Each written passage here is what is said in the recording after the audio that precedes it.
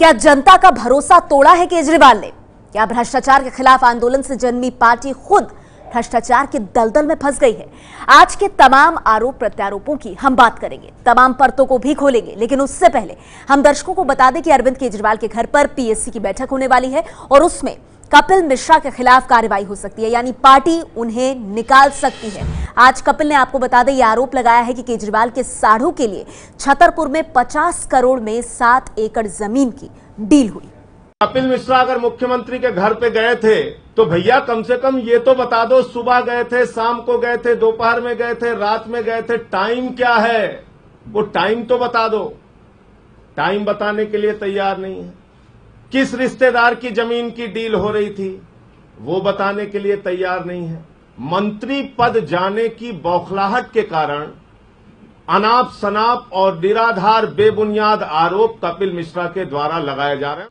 सत्येंद्र जैन जी ने व्यक्तिगत तौर पर मेरे को खुद बताया था, जमीन की डील के लिए 50 करोड़ रुपए, छतरपुर में एक 7 एकड़ के फार्म हाउस की डील और पीडब्ल्यूडी डिपार्टमेंट के 10 करोड़ रुपए के फर्जी बिलों को सही साबित करने का काम सत्येंद्र जैन जी ने किया। अरविंद केजरीवाल जी के एक रिश्तेदार, उनके ब्रदर इन लॉ, उनके रिश्ते में साड़ू लगते हैं, बंसल परिवार की संस्थाएं हैं, उनके लिए किया। बीजेपी आज पूरा खेल ये कर रही है, तो जो भाषा बीजेपी बोलती थी वही भाषा आज कपिल मिश्रा बोल रहे हैं। आज वो कह रहे हैं अरविंद केजरीवाल भ्रष्टाचारी हैं, आज वो कह रहे हैं वो अरविंद केजरीवाल टैंकर घोटाले में लिप्त हैं। तो अरविंद केजरीवाल टैंकर घोटाले में लिप्त हैं तो मंत्री पद रहते हुए उन्होंने ये चिट्ठी क्यों लिखी थी? तो इससे बातें साफ हो जा रही है कि कहीं ना कहीं एक गहरी साजिश और एक गहरा बड़ा खेल कपिल मिश्रा के पीछे चल रहा है। कपिल मिश्रा जब मंत्री थे उस समय उनकी भाषा और थी, कपिल मिश्रा जब मंत्री पद से हटाए गए उस समय उनकी भाषा बीजेपी की भाषा है। अपने सारे काले कामों को एक ही पर्दे से ढकना चाहते हो कि जो भी सवाल उठाएगा वो बीजेपी का एजेंट है, जो भी सवाल उठाएगा वो मोदी का एजेंट है। बीजेपी के खिलाफ अगर कोई एक आदमी खुलकर बोलता है आम आदमी पार्टी में तो उसका नाम कपिल मिश्रा है। कभी बीजेपी को ज्वाइन नहीं करूंगा। और आइए आपको बताते हैं कि आम आदमी पार्टी में संकट की वजह क्या है। बता दें कि कपिल मिश्रा ने केजरीवाल पर घूस लेने का गंभीर आरोप लगाया है। उनके सामने सत्येंद्र जैन से 2 करोड़ रुपए कैश लेने का आरोप, अरविंद केजरीवाल पर जमीन सौदे में 50 करोड़ की डील का भी आरोप लगाया है। इतना ही नहीं, कपिल मिश्रा को परसों केजरीवाल ने मंत्री पद से भी हटा दिया था। आज टैंकर घोटाले में केजरीवाल के खिलाफ एसीबी को सबूत दिए। केजरीवाल पर शीला दीक्षित को बचाने का आरोप ये लगाया और साथ ही आपको बता दें 400 करोड़ का है ये टैंकर घोटाला। केजरीवाल की पत्नी सुनीता ने कपिल मिश्रा के आरोपों पर ट्वीट किया है। क्या लिखा है उन्होंने, आइए हम आपको ये बताते हैं। तो ट्वीट करके केजरीवाल के समर्थन में उनकी पत्नी आई है। उन्होंने कहा है कि मेरे जीजा का निधन हो चुका है, ये बेवकूफ आदमी बिना दिमाग के स्क्रिप्टेड बातें कर रहा है। कपिल मिश्रा को बेवकूफ आदमी बताते हुए ये तीखा हमला जो केजरीवाल की पत्नी कर रही हैं कपिल मिश्रा पर, उन्होंने कहा है कि मेरे जीजा का निधन हो चुका है और ये बेवकूफ आदमी बिना दिमाग के स्क्रिप्टेड बातें कर रहा है। साड़ू होता क्या है, किस तरह का रिश्ता ये है, आइए ये हम आपको बताते हैं। तो केजरीवाल पर यह बता दें कि साड़ू को फायदा पहुंचाने का आरोप लगा है। यह आरोप कपिल मिश्रा ने लगाया है। कपिल ने 50 लाख रुपए की डील का आरोप लगाया है। पत्नी की बहन के पति को साढ़ू कहा जाता है, पत्नी की बहन के पति को साढ़ू कहा जाता है और साढ़ू पर ही आपको बता दें यह आरोप लगाया है। केजरीवाल के साढ़ू बंसल का आज निधन हुआ है और यही बोलती हुई ट्वीट में केजरीवाल की पत्नी। और माफ कीजिए, आपको बता दें 50 करोड़ की यह deal Chhatarpur farm house land deal जिसकी बात हो रही है। कपिल मिश्रा आज एसीबी के दफ्तर गए और टैंकर घोटाले को लेकर अपना पक्ष उन्होंने रखा। मैंने टैंकर घोटाले की यहाँ पे जांच चल रही है, उसी संबंध में शिकायत दी है। बताया है कि किस प्रकार से मुख्यमंत्री अरविंद केजरीवाल और उनके 2 साथियों ने रिपोर्ट में डिले कराया, किस प्रकार से शीला दीक्षित को बचाने की कोशिश की और किस प्रकार से सरकारी पैसे का करोड़ों का नुकसान कराया है।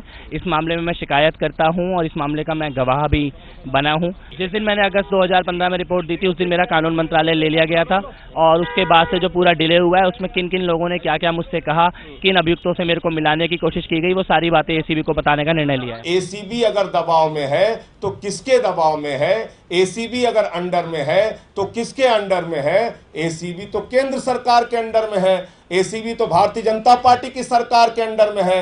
तो इसका मतलब कि अगर आज जो भी बातें कपिल मिश्रा अरविंद केजरीवाल को फंसाने के लिए बोल रहे हैं, वो वही बातें बोल रहे हैं जो भारतीय जनता पार्टी बोलती है, जो भारतीय जनता पार्टी एसीबी के माध्यम से करवाना चाहती है, जो भारतीय जनता पार्टी आम आदमी पार्टी की सरकार को बदनाम करने और फंसाने के लिए लगाना चाहती है। जी, अभी उपराज्यपाल से दिल्ली सरकार में चल रहे भ्रष्टाचारों की जानकारी हमने दी है। वाटर टैंकर स्कैम, जिस वाटर टैंकर स्कैम में शीला दीक्षित और श्री केजरीवाल जी के खिलाफ एफआईआर, दोनों मुख्यमंत्रियों के कार्यकाल के मामले में एफआईआर हुई है।